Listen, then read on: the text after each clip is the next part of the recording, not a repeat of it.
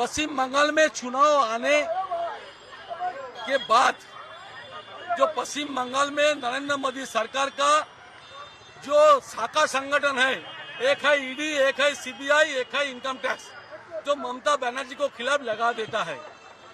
क्यों लगा देता है? जो ममता बनर्जी को खिलाफ जो वोट है, जो एंटी इनकम्बेंसी वोट, वो बीजेपी अपने पाले में लाने के लिए वो पश्चिम बंगाल का आम आदमी को दिखाना चाहता है। जो पश्चिम बंगाल का आम आदमी देखो ममता बनर्जी के खिलाफ हम लोग कैसे लड़ाई करता है। ये लड़ाई दिखावा है। जो चिट फंड केलेंकरी में कुछ नहीं किया है, रेशम दुर्नीति में कुछ नहीं किया है, नौकरी दुर्नीति तदंतों में कुछ नहीं किया है।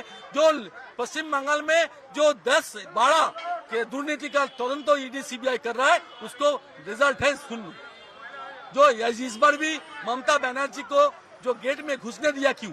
ईडी सीबीआई रेड होता है एक गाड़ी में, तो गेट बंद करके होता है, टेलीफोन काट के होता है, अंदर से कोई बाहर नहीं जाता है, बाहर से कोई अंदर नहीं आ सकता है। लेकिन ममता बनर्जी आम आदमी जो आज कैसे घुस गया घर में, फाइल लेके चला गया।